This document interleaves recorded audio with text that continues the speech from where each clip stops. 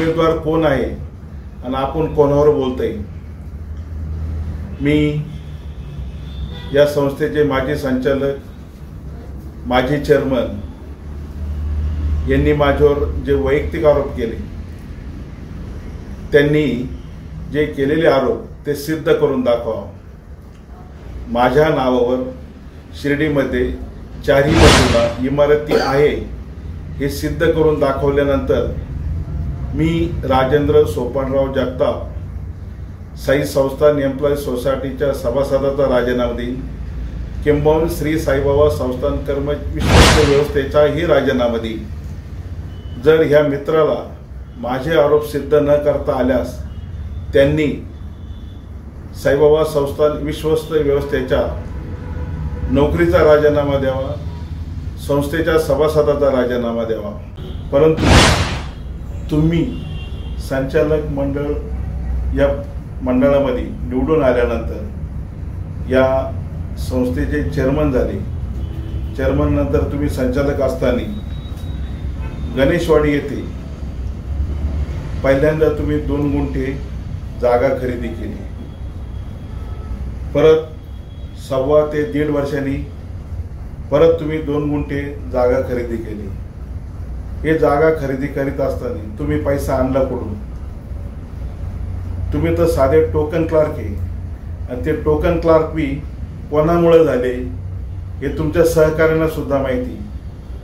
आज ज्या पदावर तुम्ही बसले त्या पदावर बसण्याचा सिंहाचा वाटा हा माझा आहे हे तुम्ही विसरून चालणार नाही आणि हे तुम्हाला विसरता येणार नाही। श्री साई संस्थान एम्प्लॉईज क्रेडिट कोऑपरेटिव्ह सोसायटीच्या या पंचवार्षिक निवडणुकीमध्ये नामदार डॉक्टर राधाकृष्ण विखे पाटील, लोकसभेचे खासदार डॉक्टर सुजयदादा विखे पाटील यांच्या नेतृत्वाखाली, यांच्या मार्गदर्शनाखाली ही पंचवार्षिक निवडणूक साई हनुमान जनसेवा पॅनलचे सर्वोच्च सर्व उमेदवार मोठ्या संख्येने आज आम्ही निवडणुकीसमोर गेले 8 दिवसापासून जात आहे। घरोघरी सभासदांच्या भेटीगाठी घेतल्यानंतर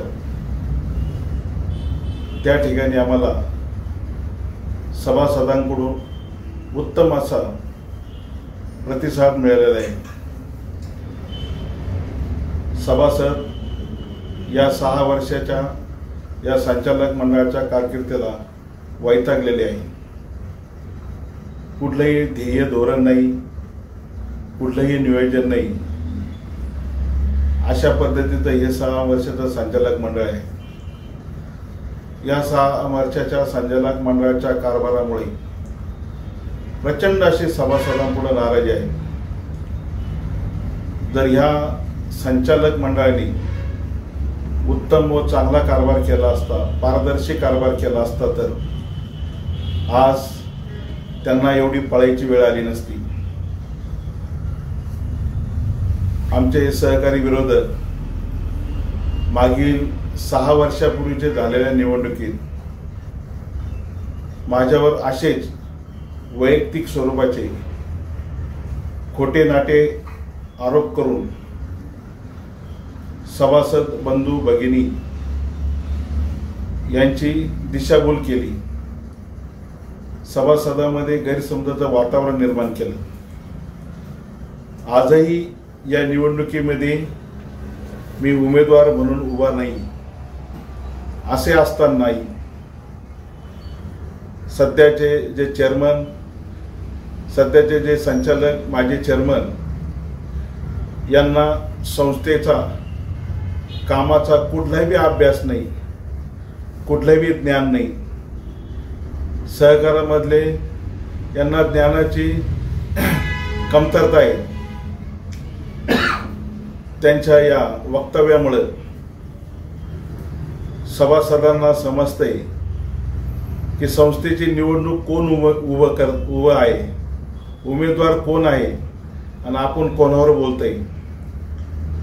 मी या संस्थेचे माजी संचालक, माजी चेअरमन यांनी माझ्यावर जे वैयक्तिक आरोप केले, त्यांनी जे केलेले आरोप ते सिद्ध करून दाखवा. माझ्या नावावर शिर्डीमध्ये चारही बाजूला इमारती आहे हे सिद्ध करून दाखवल्यानंतर मी राजेंद्र सोपानराव जगताप साई संस्थान एम्प्लॉई सोसायटीच्या सभासदाचा राजीनामा देईन, किंबहुना श्री साईबाबा संस्थान कर्म विश्वस्त व्यवस्थेचाही राजीनामा देईन. जर ह्या मित्राला माझे आरोप सिद्ध न करता आल्यास त्यांनी साईबाबा संस्थान विश्वस्त व्यवस्थेच्या नोकरीचा राजीनामा द्यावा, संस्थेच्या सभासदाचा राजीनामा द्यावा. विनाकारणच प्रत्येक निवडणुकीमध्ये वैयक्तिक आरोप करून आपण विजय मिळवू शकत नाही. मागील पंचवार्षिकमध्ये तुम्ही जो विजय मिळवलेला आहे तो तुमचा विजय नाही. हा विजय माननीय नामदार डॉक्टर राधाकृष्ण विखे पाटलांचा आहे, खासदार सुजयदादा विखे पाटलांचा आहे. आपलं त्यामध्ये कर्तव्य शून्य आहे. आजही तुम्हाला 6 वर्षापूर्वीचा काळ तुम्ही आठवा. आपल्याजवळ काय योग्यता आहे, आपली बुद्धिमत्ता कुठपर्यंत आहे. आपल्याला कारभार करता आला नाही म्हणून तुम्ही जे मी 9 वर्ष केलेलं काम आहे त्या कामामध्ये, तुमच्या 6 वर्षाच्या कामामध्ये सभासदांना जाऊन तुम्ही विचारा. सभासद आम्हाला सांगतात तुमच्या काळातल्या ज्या भेटवस्तू होत्या त्या उत्तम दर्जाच्या होत्या, चांगल्या होत्या. या 6 वर्षाच्या काळामध्ये तुम्हीच प्रथम चेअरमन झाल्यानंतर प्लॅस्टिकचे डबडे सभासदांना देऊन मोठा आर्थिक असा घोटाळा तुम्ही केलेला आहे. आमच्या काळात सभासद संख्या जास्त असताना, वस्तू दर्जादार असताना आम्ही सभासद बंधू भगिनींना जी सप्रेम भेटवस्तू दिलेली आहे त्या भेटवस्तूबद्दल आजही सभासद कौतुक करीत आहेत. प्रचाराच्या दरम्यान आम्ही प्रसादालयामध्ये गेलो असता एक महिला कर्मचाऱ्याचा तुम्ही इतका तळतळ घेतलेला आहे, ती महिला बोटं मोडून तुम्हाला तळतळून बोलत होती की यांच्या काळात मला येवला पैठणी साडी लागली पण यांनी दिली नाही. या संचालकाकडे गेल्यानंतर तो म्हणतो आम्हाला माहीत नाही. ड्रॉ निघाला त्यावेळेस मी तिथं होते. असे असताना सुद्धा हे संचालक मंडळ खोटं आहे, खोटारडं आहे, काही कामाचं नाही, अशा त्या महिला भगिनींनी या संचालक मंडळावर बोटे मोडली. या मागील निवडणुकीमध्ये निवडून आल्यानंतर प्रथमच चेअरमन झालेली हे चेअरमननी संस्थेचा बोगस असा 40 लाख रुपयाचा डेस्टॉक उभारला आहे. डेस्टॉक उभारताना त्यांची विचाराची पातळी नसल्यामुळे त्यांनी ठिकठिकाणी स्टॉल उभे करून त्या स्टॉलची मालकी ही संस्थांची असतानाही हे त्यांना माहीत असतानाही आता गतीने यांनी संस्थेचे 40 लाख रुपये तिथं डेस्टॉक म्हणून गुंतवणूक केलेली आहे. एकाच वर्षानंतर साईबाबा संस्थांनी तेथील जागा मोकळी करण्यास सांगितले असता तेथील केलेला तो संस्थेचा डेस्टॉक ज्याची किंमत 40 लाख रुपये होती, त्या 40 लाख रुपयाचे जे पत्रे होते ते जे पत्रे असताना ते कोटेड पत्रे होते, चांगल्या दर्जेदार पत्रे होते. असे असताना त्यांनी त्यांच्या बगलबच्च्यांना 800 ते 1000 रुपये या किमतीने लिलाव पद्धतीने विकले. लिलाव घेताना हेच यांचेच बगलबच्चे होते. त्या ठिकाणी दुसऱ्या सभासदांना यांनी माहिती सुद्धा मिळवली नाही. दीपावली भेटवस्तू देताना आमच्या ज्या 9 वर्षाच्या काळामध्ये आम्ही दर्जेदार वस्तू दिली. आम्ही वस्तू देत असताना आमचं एक लिमिट ठरलेलं असायचं, मर्यादा ठरलेली असते. 18 ते 22 लाखाच्या पुढं आपल्याला खर्च करता येत नाही. असे असताना सुद्धा आम्ही जी वस्तू दिली ती उत्तम दर्जाची दिली, चांगली दिली, घरगुती उपयोगात येणारी अशी दिली. या विद्यमान चेअरमननी, विद्यमान जे संचालक आता निवडणुकीला उभे आहे, त्यांचं या संस्थेवर कुठलंही कंट्रोल नाही, कुठलंही ज्ञान असं नाही. यांनी ज्या सप्रेम भेटवस्तू असेल किंवा कार्यक्रम करायचा असेल तर संस्थेचे 60 ते 70 लाख रुपये खर्च करून सुद्धा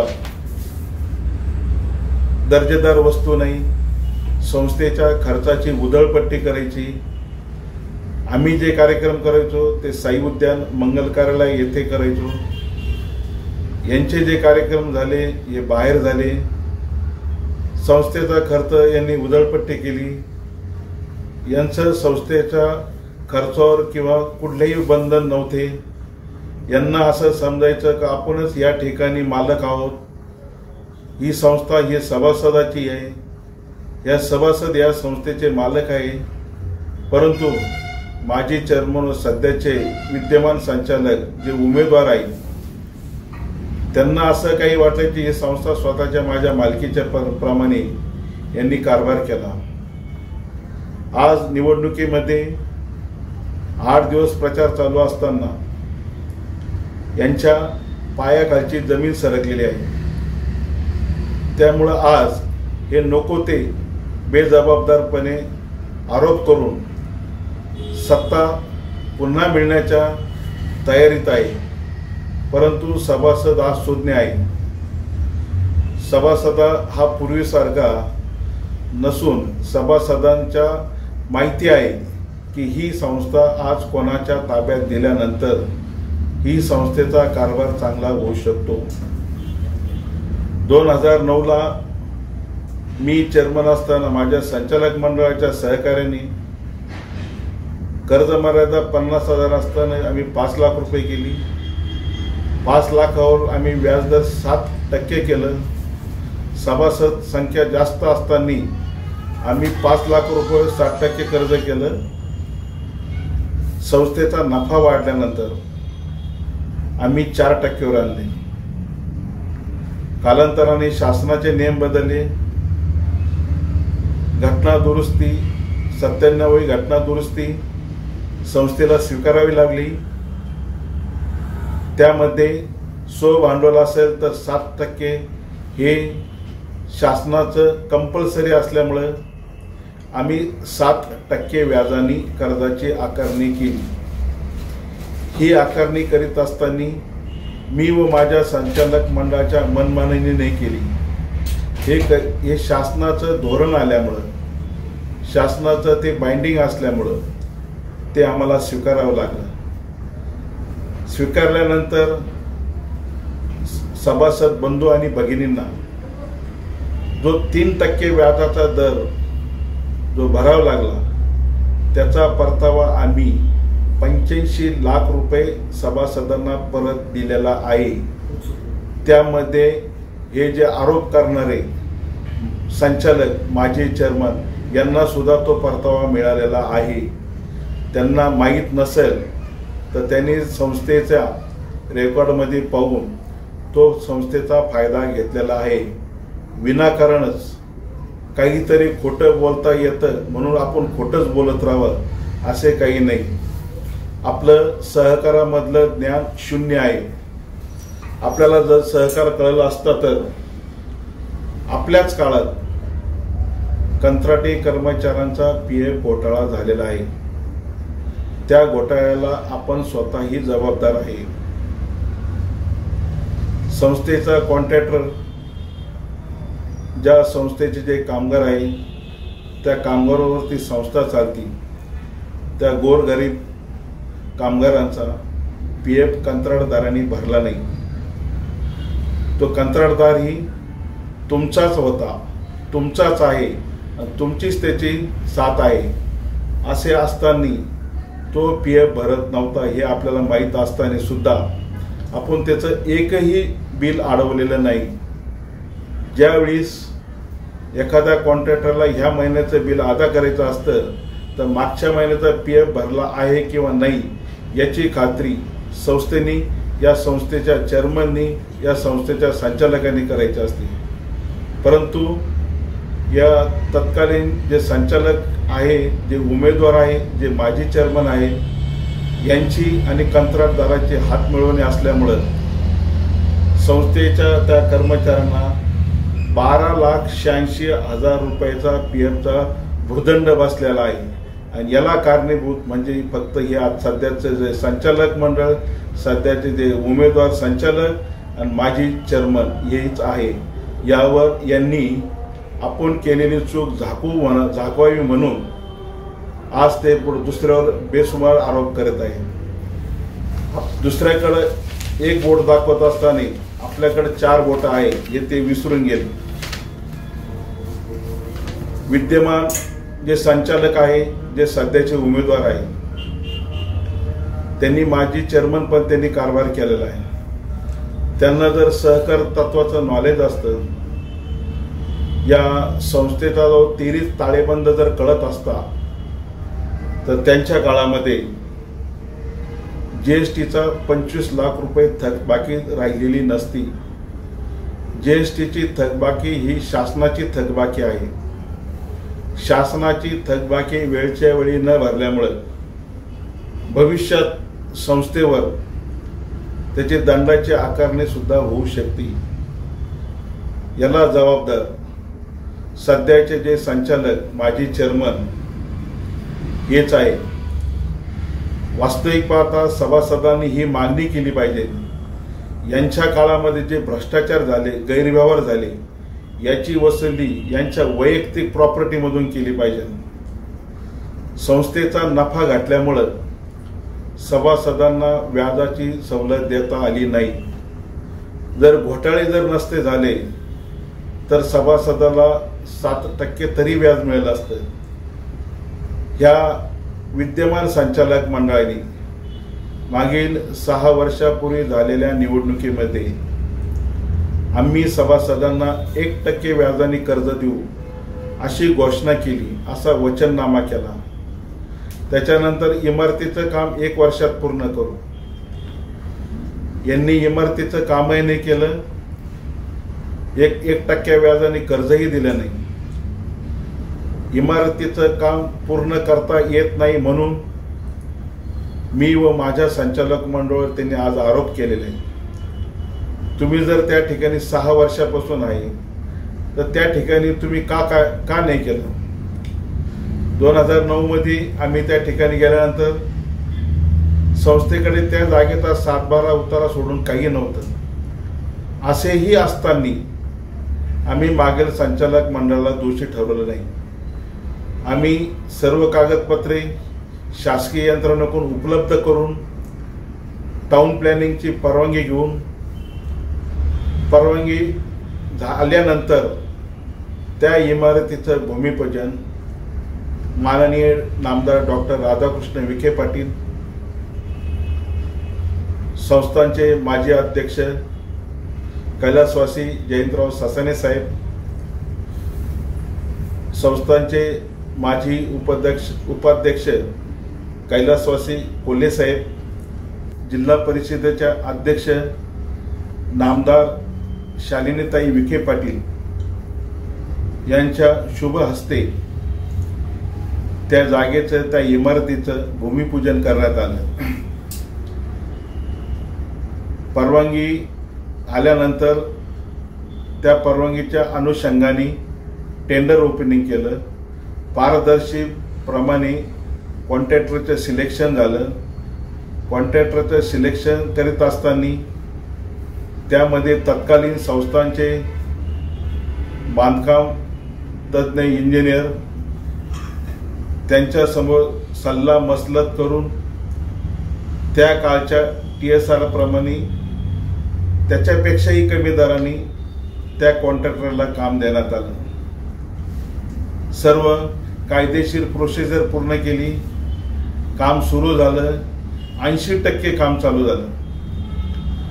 काम सुरू असताना अत्यंत क्वालिटी वाईज काम होतं.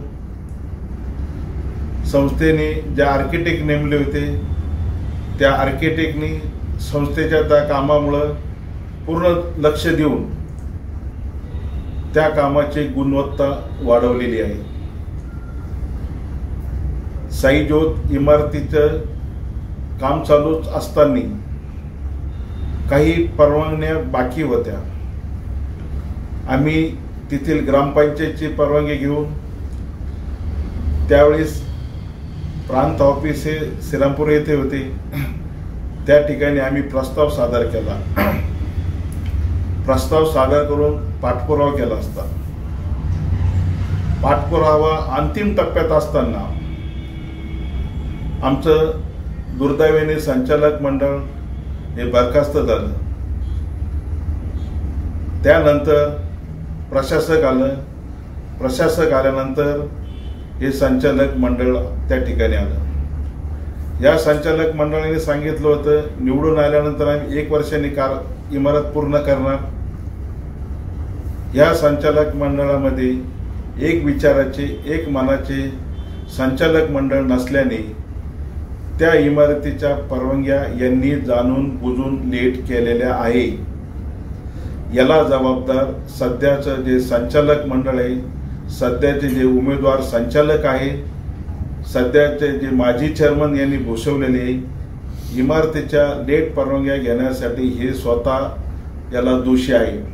त्यामुळे संस्थेला 15 लाखाचा भूर्दंड यांच्या निष्काळजीपणामुळे झालेला आहे. आज हे जरी सांगत असेल, काही कागद दाखवत असेल, तर त्यांनी त्यावेळेस जाहीर करायला पाहिजे होतं की यांच्यामुळं दंड झाला, परंतु यांच्या हलगर्जेपणामुळे दंड झाला. नाचता येत नाही, अंगण वाकडे यांची अशी परिस्थिती आहे. काही सहकारामधलं नॉलेज नाही, काही ज्ञान नाही. संस्थेचा तेरी ताळेबंद कधी यांनी बघितलाच नाही. नफा वाटणी काय असते यांना माहितीच नाही. सभासदाचं हित कशात आहे यांना माहितीच नाही. संस्थेचं हित कशात यांना माहितीच नाही. यांना जर आज माहिती असतं ते संस्थेचे जे आजचं वार्षिक उत्पन्न आहे ते यावर्षी घटलेलं आहे. यावर्षी संस्थेचं वार्षिक उत्पन्न हे 2,30,00,000पेक्षा जास्त जाणार नाही. याला जबाबदारी हे संचालक मंडळ आहे. 2023च्या जनरल मीटिंगमध्ये 2024ला जे दिवाळीला सभासदांना या कामगारांना दिवाळीची डिव्हिडंड द्यावा लागतो, सप्रेम भेटवस्तू द्यावा लागते, तेल तूप साखर मिठाई द्यावा लागते. असे असताना या संचालक मंडळाने 2023च्या जनरल मीटिंगमध्ये हा विषय घेतलेला नाही. आजही सभासद बंधूंना मी आव्हान करतो, आपल्याकडे मागील 2023च्या जनरल मीटिंगची नोटीस असेल तर त्यामध्ये आवर्जून बघा. त्यामध्ये 2024ला दिवाळीला जो डिव्हिडंड वाटप असतो त्याला मान्यता घेतलेली नाही. त्यामुळं सभासदांचं आर्थिक मोठं नुकसान झालेलं आहे.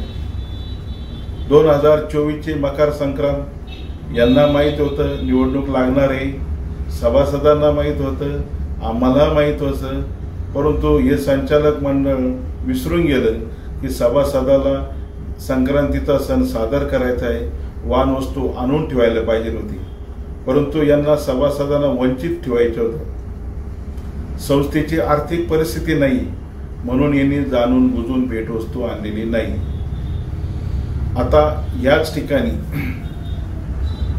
हे श्री साई हनुमान जनसेवा पॅनलचे उमेदवार निवडून आल्यानंतर आम्ही या संस्थेची विशेष सर्वसाधारण सभा घेऊन 2024चा हळदीकुंकाचा कार्यक्रम व 2024ला डिव्हिडंड सप्रेम भेटवस्तू मिठाई वाटप या देण्यासाठी आम्ही विशेष सर्वसाधारण सभा घेऊन सभासदांची मान्यता घेऊन शासकीय मान्यता घेऊन आम्ही पूर्ववत चालू असलेली भेटवस्तू डिव्हिडंड आम्ही बंद करणार नाही.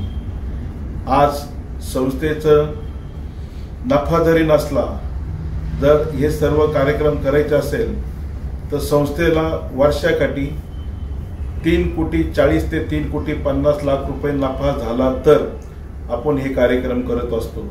परंतु आज या संचालक मंडळाच्या दुर्लक्ष कारणामुळं हे जे आज हे उमेदवार करताय, आज हे संचालक म्हणून इथं काम करताय, यांनी माजी चेअरमन म्हणून काम केलेलं आहे, यांनी सभासदाकडे दुर्लक्ष केलं. परंतु सभासद बंधू भगिनींनो, आम्ही 2024च्या दिवाळीचा आपल्याला देणार आहे. आता आपल्याला असे वाटेल जर संस्थेचा नफा हा घटलेला आहे, आम्ही कुठून देणार? पण आम्हाला सहकारातनं ज्ञान आहे. संस्थेचे काही हेड आहे, ते हेडमधील रक्कम आम्ही वापरून संस्थेच्या सभासदांना वंचित ठेवणार नाही. नंतर त्या हेडमध्ये हप्त्याने परतही ती रक्कम आम्ही परत त्या हेडमध्ये टाकून तो हेडचे नुकसान होणार नाही याची काळजी सुद्धा आम्ही घेणार आहे. या संचालक मंडळाने 2-3 महिन्यापूर्वी एक विशेष सर्वसाधारण सभा घेतली. त्या विशेष सर्वसाधारण सभेमध्ये आम्ही सभासदांना 5,000 रुपयाची ठेव पावती देणार असे कबूल केले होते. विशेष सर्वसाधारण सभा ही संस्थेच्या बाहेर झाली. त्या ठिकाणी मोठ्या प्रमाणात संस्थेचा खर्च झाला. त्या ठिकाणी जेवणं ठेवण्यात आली. परंतु सभासद बंधू भगिनींनो, आपण त्या ठिकाणी जेवणास गेलो नाही. यांना फक्त उधळपट्टी करायची होती. या खर्चातून यांना मोठ्या प्रमाणात माया जमवायची होती, कमिशन जमवायचं होतं. त्यामुळे यांना फक्त उधळपट्टी करणे, संस्थेचं आर्थिक नुकसान करणं यांच्यापुढे हे एक मोठं टार्गेट होतं. कुठेही काही करायला तर आपल्याला कमिशन कसं मिळेल हे यांचा उद्देश असल्यामुळे त्या सभासदाला निर्णय झालेला असताना सुद्धा 5,000 रुपये मिळालेले नाही. कर्जाचं जो व्याजदर आहे तो यांना कमी करता आला नाही. आमच्या काळामध्ये सभासदांचा विश्वास या संचालक मंडळावर होता, म्हणून सभासदांनी 23 कोटी रुपये रक्कम ही संस्थेकडे ठेव म्हणून ठेवली होती. आज या संस्थेकडे फक्त सभासदांच्या 18 कोटी ठेवी आहे. सभासदांचा या संचालक मंडळावर विश्वास नसल्यामुळे ठेवीची रक्कम वाढत नाही. मासिक सभा झाल्या. या मासिक सभेमध्ये 6 महिन्यात कुठलाही संचालक मंडळ या सभेत उपस्थित राहत नव्हते. कारण काही जे माजी चेअरमन होते, जे सध्याचे संचालक आहे, जे सध्याचे उमेदवार आहे, त्यांचे विचार, संस्थेसाठी असलेलं यांचं धोरण या संचालक मंडळाला पटत नसल्यामुळं हे संचालक ह्या मीटिंगसाठी गैरहजर असायचे. साई ज्योती इमारतीचं काम हे आमच्या काळात झालेले काम 80% पूर्ण झालेलं आहे. 20% काम बाकी असताना इमारतीचं काम बंद आहे. यांच्या काळामध्ये त्या कॉन्ट्रॅक्टरला काम बंद असताना ह्या उमेदवार जे संचालक आहे, हे माजी चेअरमन आहे, यांनी 95 लाख रुपये या कॉन्ट्रॅक्टरला दिले. यांना जर माहिती आहे काम बंद आहे तर यांनी पैसे देण्यासाठी ठराव मंजूर का केला? ठराव मंजूर करीत असताना हे ठराव मंजूर करावा म्हणून पुढे होते. या 95 जे लाख रुपये संस्थेचे गेले. संस्थेचं जे 20% काम राहिलं होतं त्यासाठी फक्त 1 कोटी खर्च लागत होता. परंतु हे निष्काळजीपणाचं, त्यांना सहकाराचं नॉलेज नसले असं हे संचालक मंडळ, असे हे माजी चेअरमन त्या ठिकाणी बसल्यामुळे त्या इमारतीचं काम पूर्ण झालेलं नाही. आज हे विद्यमान संचालक कागद दाखवित्या. हे कागद त्यांनी यापूर्वी का नाही दाखवले? निवडणूक असल्यामुळेच का दाखवली? आज जे संस्थेचे जे सध्याचे संचालक मंडळ म्हणून उमेदवार करीत आहे त्यांनी कधीही सभासदाचा हित बघितलेलं नाही, कधी सभासदांना काय देता येईल याचा विचार कधी केला नाही। आजही मी आपल्या चॅनल मार्फत जाहीरपणे यांना सांगतो, 9 वर्षाच्या ज्या आमच्या कारकिर्दीमध्ये सभासदांना ज्या भेटवस्तू दिलेल्या आहे आणि तुमच्या 6 वर्षाच्या काळामध्ये जे प्लॅस्टिकचे डबडे दिलेले त्यावर सभासदांची नाराजी ही तुमच्यावर आहे, आमच्यावर नाही। आज तुम्हाला समोर पराजय दिसत आहे, त्यामुळं मी उमेदवार नसतानाही तुम्ही माझ्यावर बिनबुडाचे आरोप करून मला वैयक्तिक बदनाम करीत आहेत। परंतु मित्रांनो, माझ्या नावावर चारही बाजूला जर बंगले असेल तर मी साईबाबा संस्थांचाही राजीनामा देईन। तुम्ही सिद्ध जर करू शकले नाही तर तुम्ही साईबाबा संस्थांचा राजीनामा द्यावा, हेच मी आपल्या चॅनल मार्फत तुम्हाला आवाहन करतो। यांची जी वेलफेअर संघटना आहे ती अनधिकृत आहे। श्री साईबाबा संस्थांची मान्यता प्राप्त संघटना ही श्री साईबाबा संस्थान कर्मचारी संघटना आहे। हे वेलफेअर संघटना नसून हे कर्मचाऱ्यांचं जीवन उद्ध्वस्त करणारी वेलफेअर आहे। विद्युत विभागाच्या एक आमच्या कर्मचाऱ्यांच्या यांच्या या चुकीच्या आरोपामुळे जे आमचे विद्युत विभागातील जे कर्मचारी आहेत त्या एका कर्मचाऱ्याबद्दल तत्कालीन विश्वस्तांना भेटून निवेदन दिले। विद्युत विभागात मोठा गैरव्यवहार झालेला आहे, त्यामुळं गैरव्यवहार नसताना आरोप केले। बिचारे त्या कर्मचाऱ्यांवर आज प्रत्येक कर्मचाऱ्याला वसुली इतकी नोटीस त्या ठिकाणी आलेली। याला जबाबदार फक्त ही वेलफेअर संघटनेचे अध्यक्ष, संघटनेचे संस्थापक हेच आहे। यांच्या पायाखालची माती सरकल्यामुळं यांनी संस्थेचे जे सभासद आहे त्या बिचाऱ्या कर्मचाऱ्यांची आज प्रपंच उद्ध्वस्त करण्याचं काम या वेलफेअरने केलेले आहे। कर्मचारी संघटना, वेलफेअर संघटना या अशा असावे, एखादा कर्मचारी अडीअडचणीत जर तो खाली चालला तर त्याला वर करण्याची सवय असावी, त्याला ते केलं पाहिजे हे त्या संघटनेचं कर्तव्य आहे। असे असताना या वेलफेअरच्या संघटनेचा तथाकथित अध्यक्ष व संस्थापक यांनी त्या कुटुंबाचं उद्ध्वस्त केलं। अशा या वेलफेअर संघटनेच्या या संस्थापकाच्या या चुकीच्या निर्णयामुळे विद्युत विभागातील त्या कर्मचाऱ्यांना वसुली इतक्या लाखाच्या हजाराच्या प्रमाणात नोटीस लागल्या। याला जबाबदार फक्त ही वेलफेअर संघटनेचे संचालक, संस्थापक, संस्थेचे जे वेलफेअरचे जे अध्यक्ष हे आहे। निवडणुकीमध्ये सर्व रणधुमी झाली। काही जे माजी संचालक आहे ते सांगता मी या संस्थेवर अंकुश ठेवला। यांनी 6 वर्षात काय अंकुश ठेवला? सभासदांचं 8% व्याज होत होतं, त्यावेळेस तुम्ही विरोध का नाही केला? संस्थेच्या सभासदाला 6% द्या, 4% द्या, विरोध का नाही केला? सूचना का नाही मांडली? 8% झाला त्यावेळेस विरोध करायला पाहिजे होता।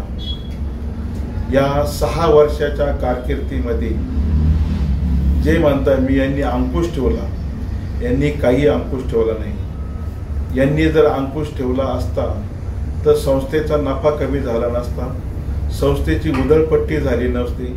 संस्थेचा जो 40 लाख रुपयाचा जो डेस्टॉक आहे तो भंगारमध्ये विकून संस्थेचं आर्थिक नुकसान नसतं केले। आज जे कार्यक्रम बाहेर घेतले जातात त्या कार्यक्रमाची उधळपट्टी होती, त्यावर तुमचा अंकुश नाही। सप्रेम भेटवस्तू प्लॅस्टिक डबडे देतात त्याच्यावर तुमचा अंकुश नाही। आज मात्र तुम्ही सांगता मी अंकुश ठेवला। मी आज जे काही संस्था आहे ती मी वाचवली। तुम्ही जर वाचवली असती, तुम्ही जर अंकुश ठेवला असता तर संस्था रिवर्समध्ये आली नसती। आज संस्थेचा जो नफा आहे या वर्षीचा फक्त 2,30,00,000पेक्षा जास्त होणार नाही. तुम्ही जर अंकुश ठेवला असता तर नक्कीच नफा वाढला असता. त्याप्रमाणे मी आपल्या चॅनलच्या माध्यमातून सर्व सभासद बंधू आणि भगिनींना आव्हान करतो, आमच्या 9 वर्षाच्या कारकिर्दीतील जो कारभार आणि यांनी 6 वर्षे केलेला कारभार, या दोन्ही कारभाराचे तुम्ही साक्षीदार आहोत. आम्ही जे सभासदांसाठी जे काही केलं तेच ह्या पुढे यांनी केलं, यामध्ये कुठलीही वाढ केलेली नाही. आम्ही जे 5 लाख रुपये कर्ज देत होतो ते 7% देत होतो, नंतर 4% दिलं. 97 घटना दुरुस्ती आल्यानंतर व्याजदर वाढला, त्या व्याजदराचा 85 लाख रुपये परतावा आम्ही केला. हे आपल्याला माहीत नसेल तरी संस्थेच्या रेकॉर्डमध्ये अशा ठिकाणी रेकॉर्ड आहे. त्याच्यानंतर संस्था ही डिजिटल करणार, सर्वांना मेसेज जाणार, संस्थेला सभासदांना जो संस्थेकडे चक्रा मारायची वेळ येणार ती वेळ बंद करणार. सभासदांना जो जामीनदारापासून जो त्रास होतो ती जामीनकीमध्ये मुक्तता करणार. अशा विविध आम्ही जाहीरनाम्यामध्ये आम्ही जाहीर केलेलं आहे. आम्ही जे जाहीर करतो ते वचनपूर्ती पूर्ण करतो. ह्या संचालक मंडळाने 6 वर्षापूर्वीच्या निवडणुकीमध्ये जे जाहीर केलं तेच पूर्ण केलेले नाही. आज हे नवीन जाहीरनामे घेऊन सभासदांपुढे जात आहे. तुम्हाला सभासदांपुढे जाण्याचा अधिकारच राहिलेला नाही. सभासदांना सुद्धा माहिती आहे तर तुम्ही या 6 वर्षामध्ये सभासदाची किती दिशाभूल केली आणि या संस्थेचं किती मोठ्या प्रमाणात नुकसान केलेलं आहे. मी आपल्या चॅनलच्या माध्यमातून आपणाला सर्व मतदार बंधू भगिनींना विनंती करतो, येत्या 11 तारखेला रविवारी 8 ते 4 साईनाथ माध्यमिक विद्यालय येथे मतदान करण्यासाठी यावे.